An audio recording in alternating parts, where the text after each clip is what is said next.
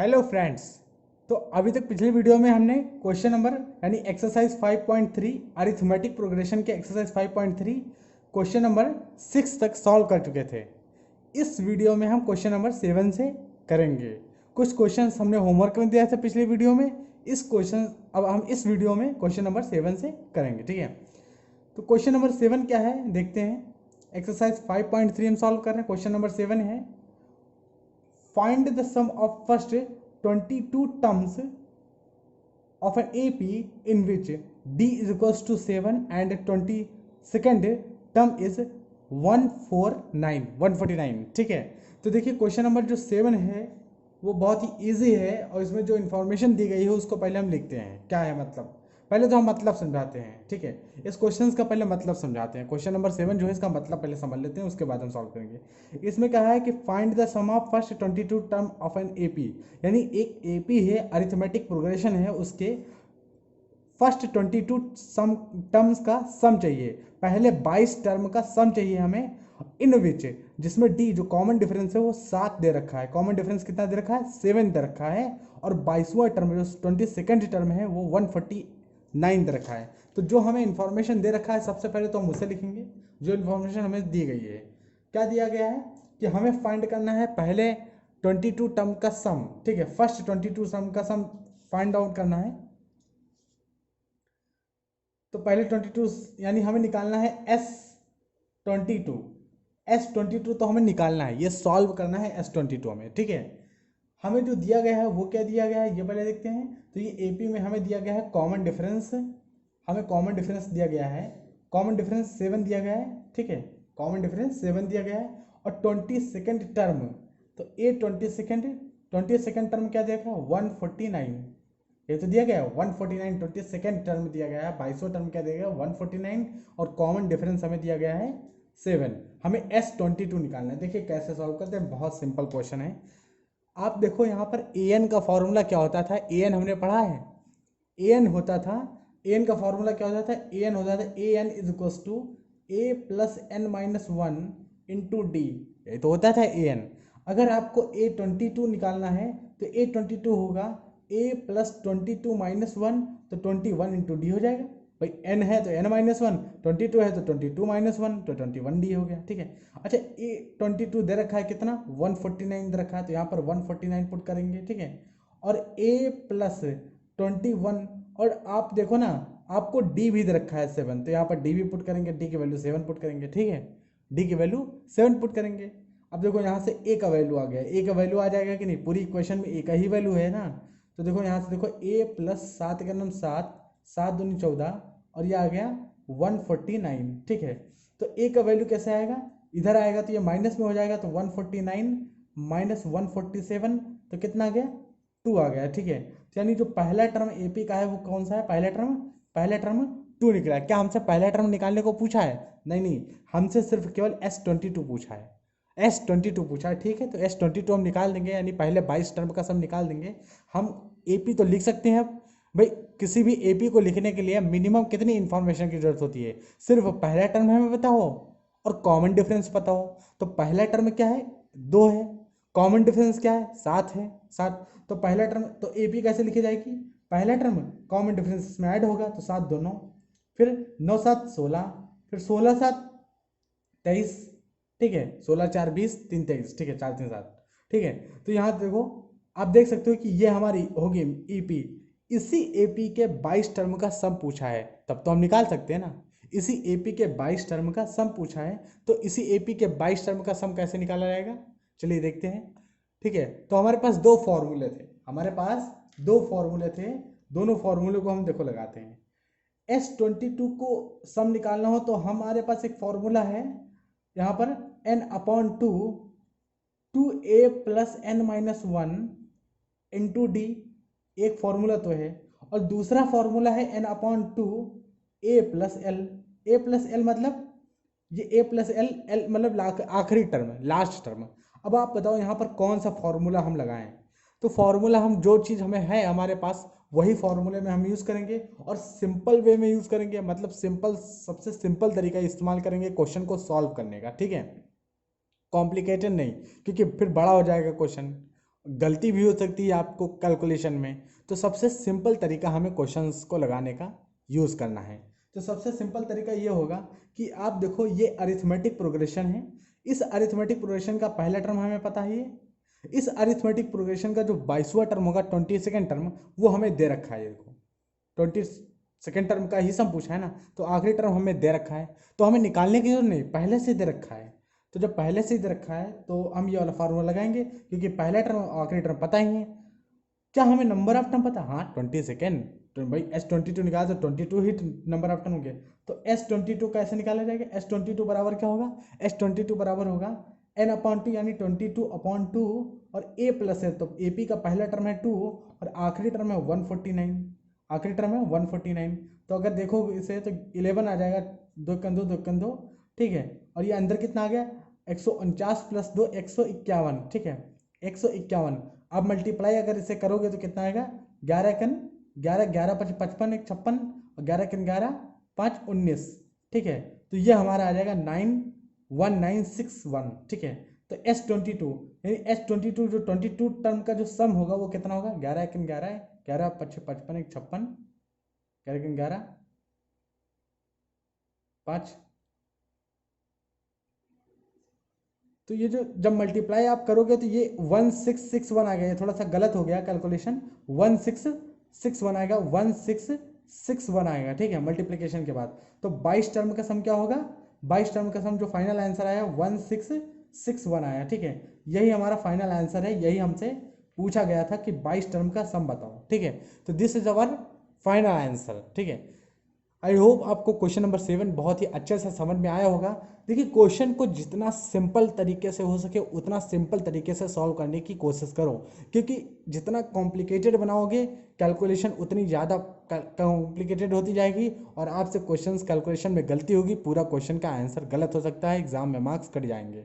इसलिए बहुत ही सिंपल तरीके से क्वेश्चंस को सॉल्व करने की कोशिश करो। हम चाहते तो इस फॉर्मूले को लगा के हम इस सवाल को आंसर ला सकते थे, लेकिन इस फॉर्मूले को जब यूज़ करोगे तो थोड़ा सा बड़ा हो जाएगा। और जबकि ये इन्फॉर्मेशन हमें दे रखे हैं, पहला टर्म आखिरी टर्म नंबर ऑफ टर्म्स, तो क्यों ना हम इस फॉर्मूले को यूज़ करके और तुरंत आंसर लिख दें, ठीक है। तो ये हमें बहुत ही, इसमें भी ए भी लिखना पड़ता, माइनस करना पड़ता, तो वो हम रास्ता नहीं जाएंगे, ये फार्मूला नहीं लगाएंगे। इसीलिए S22 यानी SN, मतलब जो सम ऑफ n टर्म के दो फार्मूले आपको दिए गए हैं, जब जब आपको पता हो फाइनल टर्म पहला टर्म तो ये लगाओ और ना पता हो तो ये वाला लगाओ। चलिए अब हम मूव करते हैं क्वेश्चन नंबर 8 की तरफ, ठीक है। क्वेश्चन नंबर 8 क्या है, चलिए देखते हैं। तो क्वेश्चन नंबर 8 क्या है समझते हैं।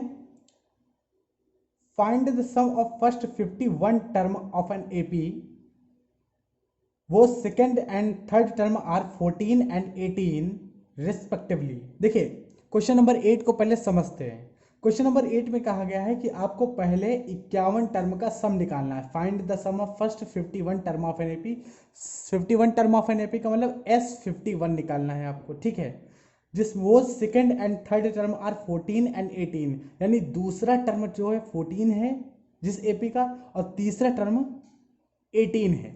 देखिए ये क्वेश्चन बहुत ही सिंपल है, लेकिन थोड़ी सी ट्रिक लगेगी यहाँ पर, थोड़ा सा समझना पड़ेगा। देखिए कैसे आप इस चीज़ को थोड़ा समझ सकते हो। अगर आपने इस चीज़ को ध्यान ना दिया तो निकाल तो सकते हो, लेकिन थोड़ा सा कठिन हो जाएगा। देखो पहले हमें जो सॉल्व करना है उसको लिखते हैं find the sum of 51 term of an AP। जैसे हमें 51 टर्म का सम निकालना है, मतलब S51 निकालना है हमें। पहले तो हमें ये सॉल्व करना है S51, ठीक है। 51 टर्म का सम निकालना है, ठीक है। उसके बाद देखिए आपको क्या दे रखा है कि सेकंड और थर्ड टर्म, जो आपको सेकंड टर्म दिया गया है A2, सेकंड टर्म वो क्या दिया गया है, तो A2 जो है वो क्या दिया गया है, सेकंड टर्म दिया गया है आपको 14, ठीक है 14। एंड थर्ड टर्म आपको क्या दिया गया है, थर्ड टर्म आपको क्या दिया गया, 18, ठीक है। थर्ड टर्म आपको 18 दिया गया है और आपको S51 सॉल्व करना है। बहुत ही सिंपल है ये क्वेश्चन, लेकिन थोड़े से समझने की बात है। अब देखो एक चीज यहाँ पर ऑब्जर्व करो आप कि किसी भी AP में जब AP के हम कुछ टर्म्स लिखते हैं, जैसे ये AP का पहला टर्म है, ये AP का दूसरा टर्म है, ये तीसरा टर्म है, ये चौथा टर्म है, 4 टर्म हम AP के, और ये 5वां टर्म हम लिखते हैं, ठीक है। तो इस AP में होता क्या है कि जो पहला टर्म होता है, दूसरा टर्म डालने के लिए हम क्या करते हैं कि पहले टर्म में हम कॉमन डिफरेंस को जोड़ देते हैं। क्या कर देते हैं ऐड कर देते हैं। ठीक, ओके। तीसरा टर्म लाने के लिए फिर से हम यहाँ पर कॉमन डिफरेंस जो भी आया होगा, जोड़ने के बाद जितना भी आया होगा उसमें हम कॉमन डिफरेंस फिर ऐड करते हैं, फिर तीसरा टर्म निकालते हैं। बहुत ही सिंपल है। चौथा टर्म निकालने के लिए यहाँ पर जो भी आया होगा कॉमन डिफरेंस, यहाँ से जोड़ जाड़ के जितना भी आया होगा यहाँ पर, फिर यहाँ से हम कॉमन डिफरेंस यहाँ ऐड करेंगे और ऐड करके अगला टर्म आएगा। जैसे ही कॉमन डिफरेंस फिर से यहाँ ऐड होगा, डी ऐड करोगे, फिर ये वाला टर्म आएगा। यानी दूसरा टर्म एपी में कब आता है? जब इससे पहले वाले टर्म में कॉमन डिफरेंस को ऐड किया जाता है। इसीलिए तो हम दूसरे टर्म से पहले वाले टर्म को माइनस करते हैं तो कॉमन डिफरेंस हमें मिल जाता है। ठीक, अब आप देखो, ये जिस एपी की बात कर रहे हैं, जिस एपी के कह रखे हैं कि 51 टर्म का सम बताओ, उस एपी का दूसरा टर्म क्या है? तो जिस एपी की ये बात कर रहे हैं उस एपी का दूसरा टर्म है 14। यानी यहाँ पे दूसरे नंबर पे उस एपी का टर्म जो है 14 है। ठीक है, दूसरा टर्म, उस एपी का जो दूसरा टर्म है वो क्या है? 14 है। ठीक है, तो 14 हमने लिख दिया। अच्छा, अब यहाँ पर ये बता रहे हैं कि उस एपी का तीसरा टर्म, उस एपी का इन्होंने तीसरा टर्म है 18 बता के रखा है। इसका मतलब यहाँ पर तीसरा टर्म 18 है। अब देखो 18 हमने लिखा और एपी का दूसरा टर्म 14 है, इसका मतलब कॉमन डिफरेंस ऐड करके आए होंगे। कॉमन डिफरेंस ऐड करके 18 बनाएंगे। 14 में कितना जोड़ दिया जाए? 18 बन जाए, 4 जोड़ दिया जाए। इसका मतलब कॉमन डिफरेंस इस एपी का 4 है। 4 है कॉमन डिफरेंस। इसका मतलब यहाँ पर क्या नंबर रहा होगा जो जोड़ के 14 बनाए हैं? भाई 14 बनाया है ना, तो 14 एक कॉमन डिफरेंस है। अब देखो पहले टर्म में कॉमन डिफरेंस ऐड करोगे तो ये टर्म आएगा। कॉमन डिफरेंस यानी 4 ऐड किया तो पहले 10 रहा होगा, तभी तो 4 ऐड करके 14 है। इसका मतलब यहाँ पर 10 रहा होगा। ठीक, यानी एपी का पहला टर्म पता चल गया, कॉमन डिफरेंस भी पता चल गया। पहला टर्म क्या है? 10 रहा होगा। ठीक है, पहला टर्म 10 पता चल गया, कॉमन डिफरेंस 4 है। पूरी एपी लिख सकते हो, पूरी एपी लिख सकते हो। तो 10 4 14 4 18 और 18 + 4 22, 22 4 26। अब तो हम पूरी एपी लिख सकते हैं, एक एक टर्म नहीं सारी एपी लिख सकते। लेकिन आपको 51 टर्म का सम बताया गया है, आपसे पूछा गया है 51 टर्म का सम बताओ। तो 51 टर्म का सम S51 होगा। S51 51 S51 बराबर होगा n/2 2a + n-1 into D वाला फॉर्मूला लगाएं या a + l वाला फॉर्मूला लगाएं? तो भैया देखो a + l वाला फॉर्मूला नहीं लगा सकते। क्यों? क्योंकि S51 हमें पता नहीं, S51 हमें पता नहीं। S51 हम निकाल सकते हैं लेकिन हम डायरेक्ट यहाँ पर 2a + n-1 इंटू डी वाला फॉर्मूला लगाते हैं। ठीक है, तो देखिए 2a + n-1 इंटू डी। अब n कितना है? Number of term. तो S51 निकालना है तो नंबर ऑफ टर्म 51 हो गए, तो 51/2 2a। a क्या है? a की वैल्यू है 10 + n-1 तो 51 - 1 नंबर ऑफ टर्म 51 है, और इंटू डी, डी की वैल्यू 4 है।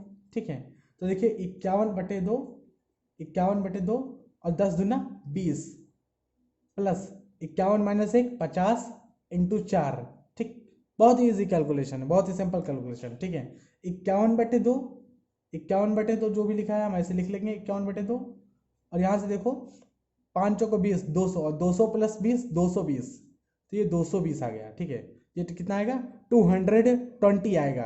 5 चौको 20, 4 पंचे 20, तो ये पूरा जोड़ के 220 आएगा। ठीक है, 220 आएगा। अब यहाँ से कैंसिल करो, 2 × 2 2 × 2 0, तो आएगा पूरा कितना? 51 × 110। कितना आएगा? 51 × 110। जब 51 × 110 को मल्टीप्लाई करोगे तो 11 × 11 11 × 55 1 56। ठीक है, तो कितना आएगा? ये हमारा आ जाएगा आंसर। फाइनल आंसर क्या होगा? फाइनल आंसर होगा 56,100। यानी जो S51 जो हमसे सवाल में पूछा है, S51 यानी 51 टर्म का सम, वो होगा 56100। यही हमारा आंसर होगा S51। ठीक है, 56100 यही हमारा फाइनल आंसर होगा, 56100। This is our final answer of question number 8। तो आई होप आपको अच्छे से समझ में आया होगा। यहाँ जो क्वेश्चन नंबर 8 में जो हमने स्टार्टिंग में ये जो बताया ना, स्टार्टिंग में ये चीज़ें जो बताई हमने कि यहाँ पर जो दो टर्म के बीच का जो डिफरेंस होता है वो कॉमन डिफरेंस होता है। यहाँ पर एक्चुअली में आप देखो ना A2 और A3 दे रखा है। जब A2 A3 दे रखा है, दूसरा टर्म तीसरा टर्म, तो सब्ट्रैक्ट करके कॉमन डिफरेंस निकाल सकते हो। जब सब्ट्रैक्ट करके कॉमन डिफरेंस आ सकता है तो यहाँ से कॉमन डिफरेंस पहले और दूसरे में निकाल सकते हो, पहला टर्म मिल जाएगा और क्वेश्चन बहुत ईजिली तरीके से सॉल्व हो जाएगा। ठीक है, तो चलिए मूव करते हैं हम। क्वेश्चन नंबर 8 था ये, क्वेश्चन नंबर 9 की तरफ मूव करते हैं। तो क्वेश्चन नंबर 9 क्या है, चलिए देखते हैं। तो क्वेश्चन नंबर 9 क्या है, चलिए देखते हैं। if the sum of first 7 term of an AP is 49 and that of 17 term is 289, find the sum of first n term of an AP। एक तरह से AP का ही n टर्म का सम निकालना है। तो आप देखो इस क्वेश्चन में क्या दे रखा है, पहले समझते हैं। पहले 7 टर्म का सम 49 है एंड डेट ऑफ 17 टर्म का सम जो है वो 289 है, ठीक है। यानी फर्स्ट 7 टर्म का सम 49 है और अगले 17 टर्म का सम, वही टोटल 17 टर्म का सम जो फर्स्ट वो कितना है 289 है। तो find the sum of first n term. बहुत ही इजी क्वेश्चन है, देखिए कैसे इजी है, समझते हैं हम इसको। कि इसमें जो क्वेश्चन में दे रखी है इन्फॉर्मेशन पहले उसको लिखते हैं, ठीक है। तो क्या दिया है, सबसे पहले 7 टर्म का सम दिया है। तो S7 तो दे रखा है, पहले 7 टर्म का सम तो दे रखा है। और पहले 7 टर्म का सम कितना दिया है, पहले 7 टर्म का सम दिया है 49, ठीक है। 49 दे रखा है, पहले 7 टर्म का सम 49 दे रखा है। और पहले 17 टर्म का भी सम दे रखा है, कितना दे रखा है, पहले 17 टर्म का सम 289 दे रखा है, 289 दे रखा है। और आपसे पूछा है n टर्म का सम, यानी आपसे Sn पूछा है। एक्चुअली में आपसे Sn इस बार पूछा है, Sn। तो आप कहोगे Sn मतलब होता है n/2 2a + n - 1 × d। भाई Sn होता है n/2 2a + n - 1 × d। तो Sn पूछा है तो Sn बराबर होगा n/2 2a + n - 1 × d। ये तो होगा, आप तो ये कह दोगे क्योंकि Sn पूछा है तो आप Sn यही कह दोगे। लेकिन हमने कहा कि किसी AP की बात चल रही है, यहाँ फॉर्मूला नहीं, जनरल फॉर्मूला नहीं, AP की बात चल रही है। उस AP का तो A भी होगा ना, उस AP का D होगा। तो A और D निकाल दो, इसमें पुट करो, n टर्म का सम आ जाएगा। n टर्म का सम पूछा है तो n ही रखेंगे, n टर्म का पूछा है तो n ही रखेंगे। 22 टर्म का पूछता है तो n की जगह 22 रखते हैं। 50 टर्म का पूछता है तो n की जगह 50 रखते हैं। 100 टर्म का पूछता है तो n की जगह 100 रखते हैं। लेकिन n टर्म का पूछा है तो n की जगह n ही रहेगा। लेकिन किसी AP की बात चल रही है तो A की जगह हम पहला टर्म लिखेंगे, D की जगह। तो ये A और D निकालने के तरीके के लिए ये हमें जो इन्फॉर्मेशन दे रखी है, इसी से A और D सॉल्व होके आएगा, ठीक है। तो चलिए देखते हैं कैसे A और D सॉल्व होके आता है, ये हम देखते हैं। अब देखो S7 दे रखा है आपको, ठीक है। S7 दे रखा है, S7 में क्या है, S7 बराबर क्या होगा, S7 होगा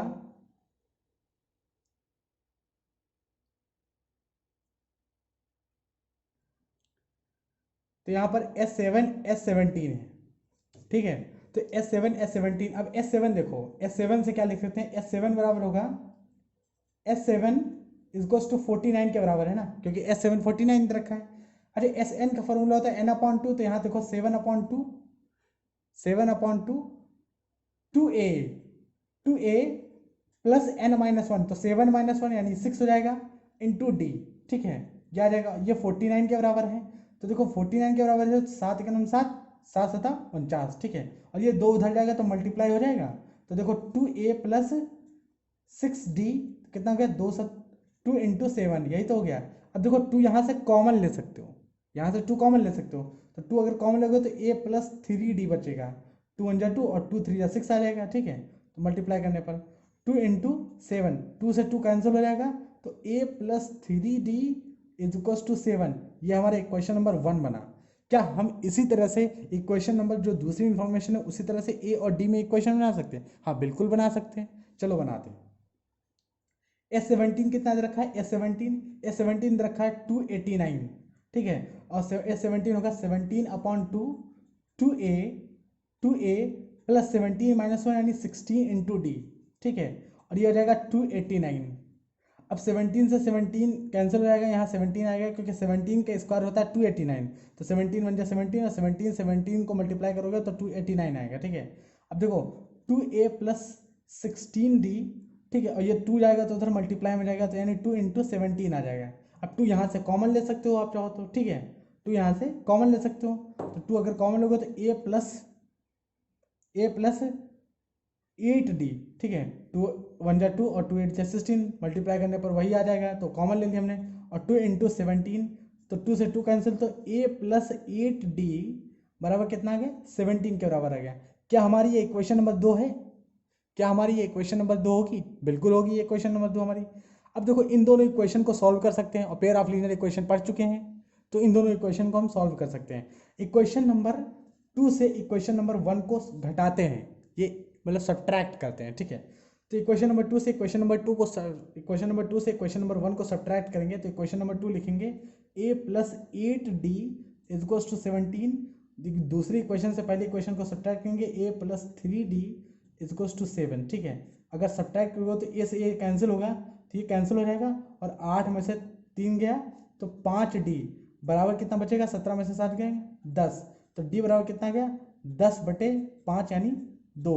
d बराबर कितना गया 2, यानी जो कॉमन डिफरेंस आया है, कॉमन डिफरेंस, ठीक है माय डियर फ्रेंड्स, जो कॉमन डिफरेंस आया वो कितना है 2 आया है। क्या पहला टर्म निकाल सकते हो? हाँ बिल्कुल, दोनों इक्वेशन में से किसी भी इक्वेशन में d का वैल्यू रख दो, आपको पहला टर्म मिल जाएगा, ठीक है। दोनों इक्वेशन से किसी भी टर्म मतलब इक्वेशन में d का वैल्यू अगर आप रख देते हो तो आपको a का वैल्यू मिल जाएगा। तो चलिए हम इक्वेशन नंबर 1 में हम d का वैल्यू रखते हैं। इक्वेशन नंबर 1 क्या थी? इक्वेशन नंबर 1 यही तो थी ना, a plus 3d equal to 7। भाई इक्वेशन नंबर 1 जो हमने बनाई है वो यही तो इक्वेशन है, a plus 3d equal to 7। इस इक्वेशन में हम d का वैल्यू रखते हैं, d का वैल्यू यहाँ पर d का वैल्यू 2 रखेंगे, ठीक है। तो देखिए इस इक्वेशन को देखो, यहाँ पे a प्लस 3 इंटू 2 डी का वैल्यू रखेंगे और ये 7 है, 3 2 जा 6, इधर 6 है इधर 7 है, 6 उधर जाएगा तो माइनस हो जाएगा, यानी a plus a is equal to 7 minus 6, 3 2 जा 6 है उधर माइनस हो जाएगा तो 1 बचेगा, यानी a जो आएगा वो कितना आएगा, a आएगा 1, ठीक है। नहीं समझ में आया है तो आप इक्वेशन नंबर 2 में भी रख सकते हो, यही डी की वैल्यू इक्वेशन नंबर 2 में रखोगे, जैसे 2 यहाँ रख दोगे तो देखो ये इक्वेशन क्या होगी, ये इक्वेशन जो लिखी है ये a प्लस 8 और d की जगह 2 रखोगे और ये बराबर रहेगा 17 के, ठीक है। तो 8 दूनी 16, तो a plus 16 is equal to 17। अब 16 उधर जाएगा तो माइनस जाएगा, तो a की वैल्यू कितने आएगी 17 माइनस 16 और ये आएगी 1।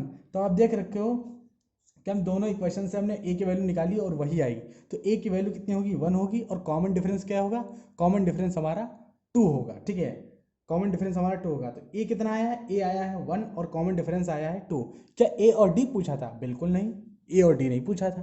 तो फिर हमसे क्या पूछा था? पूछा था sum of n term of n term का सम पूछा था। तो जो ये जो स्टार्टिंग में हमने n टर्म लिखा था ना, स्टार्टिंग में हमने n टर्म का सम होता है n/2 2a plus n minus 1 2, जिसमें a की वैल्यू 1 आई है और d की वैल्यू 2 आई है, इसमें रख दो बस n टर्म का सम आ जाएगा, ठीक है। n टर्म का सम आ जाएगा, तो Sn जो है n टर्म का सम कैसे लाएंगे, ठीक है। n टर्म का सम लाने के लिए देखो क्या करते हैं, यहाँ पर a की जगह 1 रखते हैं तो n/2 और a की जगह 1 रखेंगे तो 2 1 जा 2 हो जाएगा, ठीक है, प्लस n-1 इंटू डी की जगह 2 रखेंगे, डी की जगह 2 रखेंगे, तो अब 2 अंदर ले जाओगे तो देखो 2 प्लस 2n और अंदर जाएगा तो माइनस का 2, ये ब्रैकेट में इतना आ जाएगा, बाहर n/2 आ जाएगा, 2 से 2 कैंसिल हो जाएगा, भाई 2 से 2 कैंसिल हो गया, अंदर 2 प्लस का 2 माइनस का कैंसिल हो गया, तो n/2 बाहर है और अंदर बचा 2 इंटू एन, अब 2 से 2 ये भी कैंसिल हो गया, तो कितना बचा n into n, n square, यानी n टर्म का सम कितना होगा, n टर्म का सम होगा n स्क्वायर। फाइनल आंसर हमारा आएगा n स्क्वायर, ठीक है। फाइनल आंसर हमारा ये है, कंफ्यूज मत होना, फाइनल आंसर n टर्म का सम पूछा था। n टर्म का सम होता है, फॉर्मूला यही होता है n/2 2a plus n minus 1 into D, लेकिन AP की बात चल रही थी तो हम a और d रखेंगे और a और d हम इस प्रोसेस के थ्रू a और d सॉल्व किए, ठीक है। तो इस प्रोसेस के थ्रू हम a और d सॉल्व करेंगे, उसके बाद हम n/2 2a plus n minus 1 into D में a और d की जगह जब हमने वैल्यू रखी, a की जगह वैल्यू 1 रखी और d की वैल्यू 2 रखी और जब सॉल्व किया तो n टर्म का सम कितना आया, n स्क्वायर आया, यानी जो भी AP बनेगी, जो भी AP बनेगी उसके n टर्म का सम n स्क्वायर होगा। अब देखो हम इसको प्रूव करके दिखाते हैं आपको कैसे n स्क्वायर होगा, क्या मतलब हुआ इस क्वेश्चन का, रुक, ठीक है, तो समझते हैं। तो देखिए पहला टर्म क्या आया है, ए क्या आया है, तो ए हमारा आया है, यहाँ से हम लिख सकते हैं ए हमारा आया है, ए आया है 1, ठीक है, और कॉमन डिफरेंस क्या आया है 2 आया है। एपी क्या बनेगी, लिख सकते हो, हाँ बिल्कुल लिख सकते हैं, एपी बनेगी, एपी क्या बनेगी, तो एपी बन जाएगी, यहाँ से देखो एपी बन जाएगी 1 और 2 ऐड करेंगे फिर तो 2 प्लस 1 3, 2 ऐड करेंगे तो 5, फिर 7, 2 ऐड करेंगे तो 9, 2 ऐड करेंगे तो 11। ये एक ऑड नंबर की एपी बन रही है कि नहीं, ये एक एपी बन रही कि नहीं बन रही। अब हमने कहा है कि n टर्म का सम हम निकालना चाहते हैं यहाँ पे, जैसे 3 टर्म का सम निकालना चाहते हैं S3, तो S3 में आप देखो पहले टर्म पता है, आखिरी टर्म पता है, ठीक है।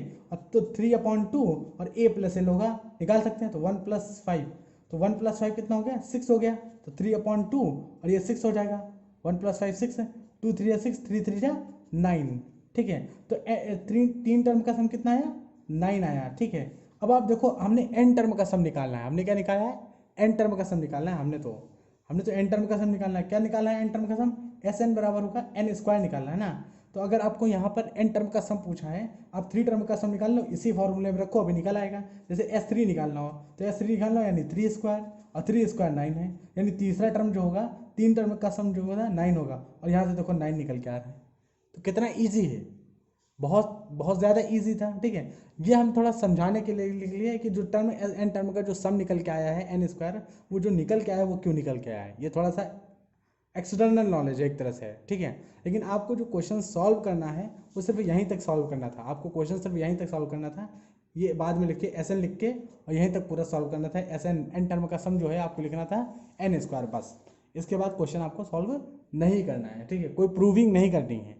तो आई होप आपको क्वेश्चन नंबर 9 बहुत अच्छे से समझ में आ गया होगा, बहुत अच्छे से समझ में आ गया होगा आपको। क्वेश्चन नंबर 9 बहुत ही सिंपल था। अब हम मूव करेंगे क्वेश्चन नंबर 10 की तरफ। क्वेश्चन नंबर 10 क्या है समझते हैं। क्वेश्चन नंबर 10 आखिरी क्वेश्चन।